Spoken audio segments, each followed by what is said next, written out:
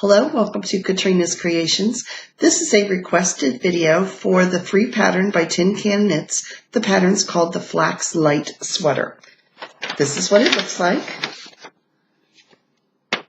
It is a crew neck or rounded neck sweater, and it has raglan sleeves, which means that instead of having seams like a lot of shirts do, the increases that form your sleeves are going to go from your neck down to about your armpit.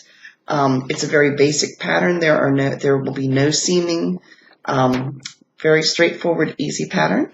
So it is available in sizes 0 to 6 months, all the way up to an adult 4X. So it has a wide range of sizes, and they do include a chart here that will give you your size dimensions, so you can make sure that you're knitting the right size, and it also gives you how much yardage you're going to need. It is knit with a fingering or sock weight yarn. You will need 4 stitch markers, and you will need 2 different size needles. You will need a US 2, which is a 2.75 millimeter, and a US 5, which is a 3.75 millimeter. The reason for that is you always start, when you're doing ribbing stitches, you always use a smaller needle than you're going to use for the body of your sweater, because ribbing stitches are very stretchy, very elasticy. There's a word. Anyway, they do stretch out a little bit, so that if you were to knit them with the same size that you knit the body of the sweater, those stitches would look stretched out, and they would also tend to roll. So in order to avoid that, you actually knit it with a smaller size needle. So I have already actually begun the sweater, and somebody asked me to do a tutorial, so I'm going to try to catch you up with where I am at with this. I have already done the collar, and I'm about 2 inches down the yoke, which would be the top part here of the sweater. So let me explain what I've done. I am making the 2X size. So you're going to cast on, in my case, I cast on 136 stitches. You want to make sure, this is my cast on edge here, because it is knit from the top down. You want to make sure that this cast on edge is stretchy, because even though the ribbing stitch is stretchy, if you haven't made the top part stretchy, it's going to be tight around your neck.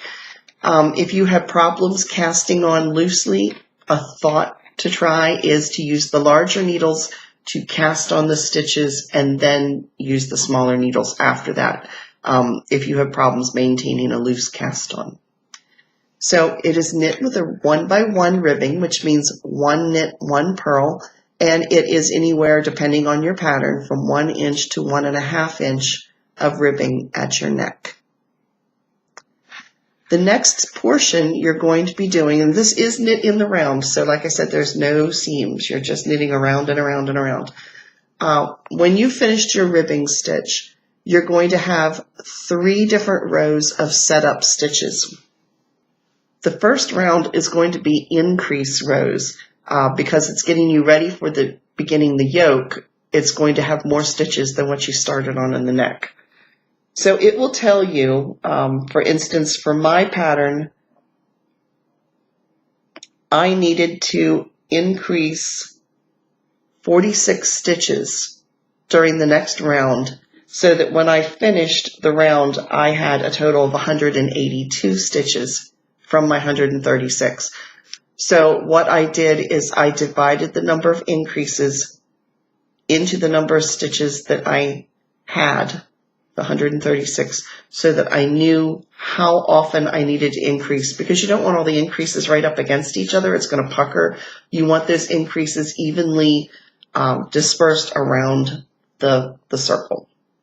So that's going to depend on how, what size you're making, as far as how often you're going to be doing the increase and how many increases you're going to do.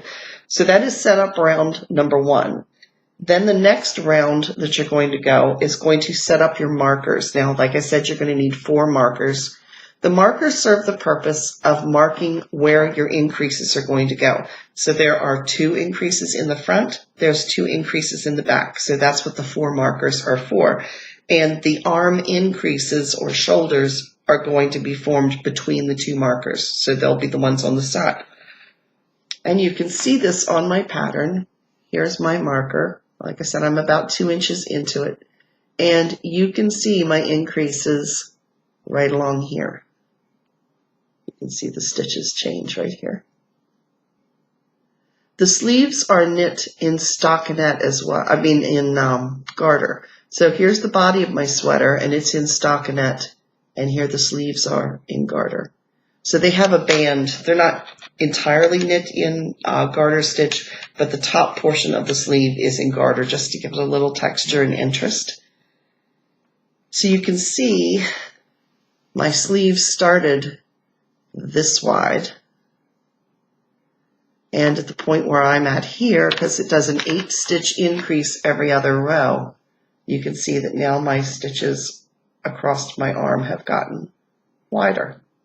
So it's coming down the sleeve here. And then the third part is just the setup row itself, and it just kind of gets you into the pattern. At that point, the body of the sweater, until you reach your full amount of increases, is comprised of 2 rows. So I'm going to show you what those rounds are. You have a row 1 and a row 2, and you just keep repeating them until you reach the number of stitches it tells you for the next section where you begin the body and you separate the sleeves. Because you will kind of tie off or hold off the sleeves when you reach the right width. You'll knit the body, and then you'll come back up and pick up those sleeves and finish them. So let me show you what those 2 rounds are going to look like. Row 1 is your increase stitch. So I have placed a small progress keeper right here, just so I know the beginning of each round. So I'm going to slip my marker. And the very first stitch I'm going to knit in. If you look at a stitch, let me pull this off so you can kind of see it a little better. There are 2 legs. There's a right leg and a left leg. The right leg of the stitch is always in the front. So you're going to knit the right leg the way you normally would. But instead of taking it off of the needle, you're going to move your right needle to the back. And now you're going to knit that back leg right here. And then you're going to pop it off your needle. So now instead of 1 stitch, you have 2. And this is kind of what it looks like. Now I'm going to knit, even though this is the garter section of the sleeve, I'm going to do the knit stitch all the way to 2 stitches before this marker. So I will be stopping right here, and that's where I'll do my next increase. I have now reached 2 stitches before my marker, so I am going to knit the front and the back stitch. That. I'm going to knit this stitch. Then I'm going to slip my marker. And I'm going to knit the front and the back of this stitch.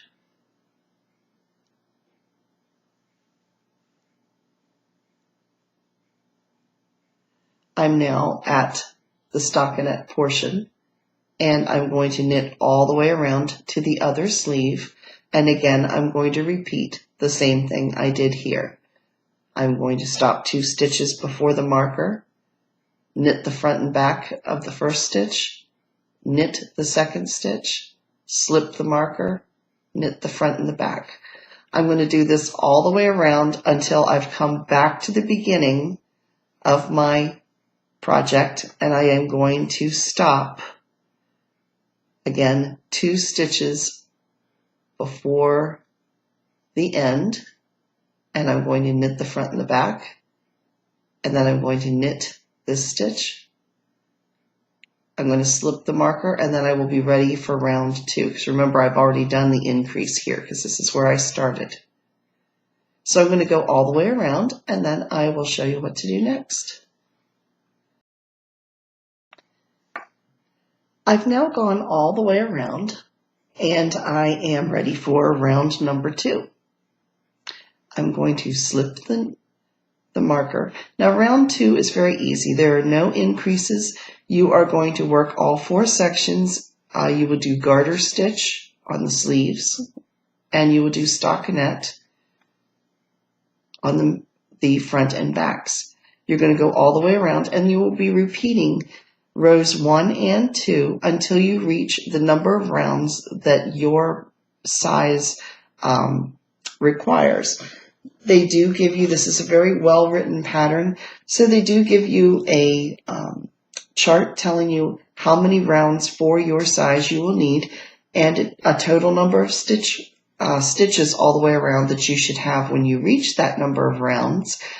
And it also tells you, it breaks down that total number of stitches by how many total sleeve stitches you should have and how many of the front and the back stitches you should have as well. So that concludes this portion of the tutorial. The next tutorial will be when I reach the portion where I'm separating for the sleeves. Thanks for watching. Please give me a thumbs up if you've enjoyed this.